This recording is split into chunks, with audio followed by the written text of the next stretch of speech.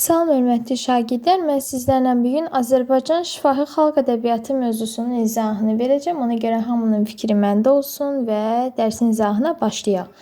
Birinci uşaqlar bir giriş verək. Azərbaycan şifahi xalq ədəbiyyatı özü nə deməkdir? Biz ümumiyyətlə şifahi xalq ədəbiyyatına folklor da deyirik. Yəni folklor ingilis sözüdür, mənası xalq hikməti deməkdir. Baxın, orada qeyd etmişəm. Folklor bədii ədəbiyyatın bir qolu olub və uşaqlar bir çox xüsusiyyətləri yerinə yetirərək yazılı ədəbiyyatdan fərqlənir. Məsələn, şifahi xalq ədəbiyyatı şifahi şəkildə, yazılı ədəbiyyat isə yazılı şəkildə yaranır. Şifahi xalq ədəbiyyatı bir növ kollektiv yaradıcılıq məhsuludur. Yəni onun yaradılmasına bir çoxlarının zəkası, daha sonra deyə bilərik, əməyi olur. Bəzən bir folklor nümunəsinin yaranmasında dolayı yolla nəsillər belə iştirak edir. Yəni bu mənada bir folklor nümunəsi bəzən bir günün, bir ayın, bir ilin yox, əsrlərin məhsulu olur.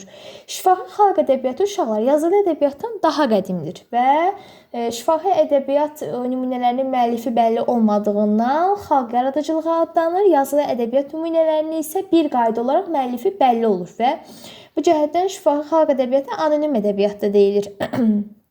Gəlin, hətta orada mən qeyd etmək istəyirəm ki, anonim ədəbiyyatla folklor, yəni hər ikisi də düşə bilər. Buna görə siz qarışdırmamaq üçün, məsələn, biz burada anonim, bəli, anonim ədəbiyyat da həmçinin deyilir, deməli, folklor da deyilir. Gələk nəyə? Biz uşaqlar şifahi xalq ədəbiyyatının çox variantlı, yazılı ədəbiyyatı isə tək variantlı kimi tanıyırıq. Yəni şifahi ədəbiyyatın çox variantlı olması daha çox onun şifahi şəkildə yaranması və şifahi şəkildə yayılması ilə əlaqədardır. Şifahi xalq ədəbiyyatı ağızdan ağza keçib bugünə gəldiyindən təbii ki, yarandığı dövrün dil üslub xüsusiyyətlərini qoruyub saxlamır. Yazılı ədəbiyyat isə saxlayır. Şifahi xalq ədəbiyyatı janrları dil üslub xüsusiyyətlərinə görə də yazılı ədəbiyyatdan fərqlənir. Məsələn, şifahi ədəbiyyatın bayatı, sayacı sözü, layladır, əfsanə, rəvayət, tapmaca, atalar sözlü, məsəl, nağıl, dastan və s. kimi özünə məxsus janrları var uşaqlar. Amma Azərbaycan şifahi xalq ədəbiyyatı uşaqlar həyatı əks etdirmə ifadə üsullarına görə 3 ədəbi növə ayrılır. Baxın, 3 ədəbi növə ayrılır. Deməli, lirik növ, epik növ, bir də dramatik növ. Lirik növə daxil olan janrlarımıza birinci üsullar deyək də uşaqlar. Baxın, lirik növ tərənnüm.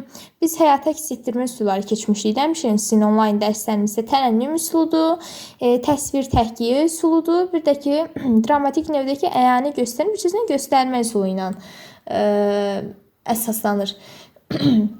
Gəlin janrlara baxaq. Şifahi xalq ədəbiyyatının lirik növünün janrları uşaqlar əsasən bunlardır. Deməli, lirik növə daxildir nəğmələr, bayatılar, mahnılar, aşıq şeirinin əsasən qoşma, gəraylı, təcnis və s. kimi janrlarda lirik növə daxildir. İndi sizə nə demək istəyirəm? Deməli, uşaqlar, Azərbaycan şifahi xalq ədəbiyyatının lirik növünə daxil olan janrlardan biri də nəğmələrdir. Nəğmələr məzmununa görə bir neçə yerə bölünür. İndi sizlər üçün bir sxem quracağam. Deməli, gəlin yazaq buradan nəğmələr. Nəğmələr. İndi baxaq uşaqlar. Deməli, birinci nəğmələrimiz yada düşsün bir əmək nəğmələri. Əmək nəğmələri. Daha sonra var idi bizdə deməli mərasim nəğmələri. Mərasim. Qısa yazacağım uşaqlar, sözünüz olsa da bilirsiniz. Daha sonra bir də var idi bizdə uşaqlar mövsüm nəğmələri. Mövsüm nəğmələri. Nəğmələri. Daha sonra var idi uşaqlar qəhrəmanlıq nəğmələri. Qəhrəmanlıq nəğmələri. Bir də var idi uşaqlar bizdə məişət nəğmələri. Məişət nəğmələri. Yəni, bunlar bizim olduğu nəğmələrimiz. Baxın, ümumi göstərim sizə. Deməli, gəlin başlayaq nəyə? Əmək nəğmələrindən danışaq. Şolar, əmək prosesində yaranan və oxunan nəğmələr əmək nəğmələri adlanır. Əmək nəğmələri şifahi xalq ədəbiyyatının ən qədim nümunələri hesab olunur. Əmək nəğmələri içərisində nə daxildir? Holavar və sayacı sözlər. Baxın, holavar, sayacı söz. Sayacı, deməli, sözlər. Baxın, indi holavalar nə idi uşaqlar? Göylə yazım ayırdaq. Əkinçilik və cütçülük. Buradan yazaq cücülük. Amma sayıcı sözlər nə ilə bağlı idi? Qoyunçuluqla bağlı idi də. Qoyunçuluq. Düzdürmü? Deməli indi biz nəyə baxırıq? Holavarlar əkinçilik və cütçülüklə bağlı nəğmələrdir. Yəni əsasən bu nəğmələrdə nədir? Öküzdür, kəl kimi qoşqu heyvanlarına müraciət olunur və kötamaç kimi istehsal alətlərinin adı çəkilir. Məsələn, deyirəm ki, gün düşdü qar üstünə, bağçada bar üstünə, tənbəl yatan öküzün, quşlar qonan üstünə. Bizim bir holavarımızı sormuşlar, bir də var idi. Öküz, öküz, xan öküz, dırnaqları qan öküz, sən kötana güc elə, mən də deyim can öküz. Yəni bu formada idi. Bu oldu bizim holavarımız. İndi gələk sayıcı sözlər. Uşaqlar, qoyunçuluqla bağlı nəğmələrdir. Bu nəğmələrdə qoyun, quzu, keçi kimi heyvanların adı çəkilir. Məsələn, deyirəm, nənəm anarış qoyun, yunu bir qarış qoyun, çoban səndən küsübdür, südü ver, barış qoyun. Baxın, bu qədər. Nəğmələrin bir qismi müxtəlif mərasimlərlə bağlı yaranır uşaqlar və buna görə mərasim nəğmələri adlanır. Baxın, mərasim nəğmələri və mərasim nəğmələrdə, belə deyim, bu nəğmələrin içərisindən genişlənən toy nəğmələri və yas nəğmələridir. Toy nəğmələri, biraz yer yoxdur burada. Burada yazaq toy nəğmələri, buradan da yazaq yas nəğmələri. Yəni nə? Digər adı nə idi uşaqlar? Ağlar idi də bunun digər adı. Ağlar, baxın. Deməli uşaqlar, məsələn deyirəm qızıl üzü külaxladı, verdim anam saxladı, anama qurban olum, məni tez adaxladı. Bu oldu bizim toy nəğmələrimiz. Amma yas nəğmələri nə idi? Yastıqla nəğmələri idi. Yəni ağlar nə idi? Ölümlə, fəlakətlə bağlı olan qəmli nəğmələr. Məsələn deyirəm ki, bostanda tağım ağlar, dəymə yarpağım ağlar, sağ durduqca mən özüm, ölsəm torpağım ağlar. Uşaqlar, ağlar məzmunca yazılı ədəbiyyatda ki, mərsiyəni xatırladır bu arada. Mərsiyəni. Hətta buradan yazaq, mərsiyəni xatırladır. O da nədə?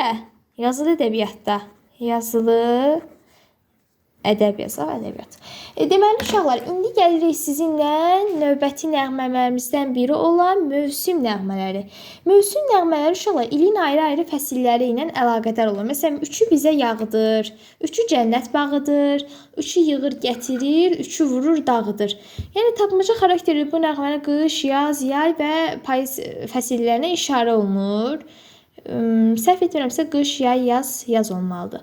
Yəni məsələn deyirik ki, burada uşaqlar yer yoxdur. Mən oxlarla göstərirəm sizə. Bax, diqqətiniz məndə olsun. Deyirəm ki, yel baba. Baxın, yel baba. Daha sonra deyirəm duman qaç.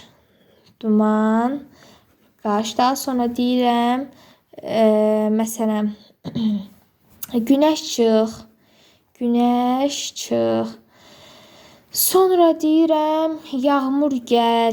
Yağmur gəl. Yəni bunlar uşaqlar bizim mövsüm nəğmələrimiz. Bu nəğmələri insanlar yazın gəlməsi, günün çıxması, yağışın yağması, küləyin əsib tağılçılığa yardım etməsi ilə bağlı arzularını ifadə edirlər. Məsələn deyirəm ay yel baba, qurban sənə gəl baba, taxılımız yerdə qaldı, yaxamız əldə qaldı. İndi gəlir uşaqlar növbəti nəğmələrimizdən biri olan qəhrəmanlıq nəğmələri barəsində danışaq.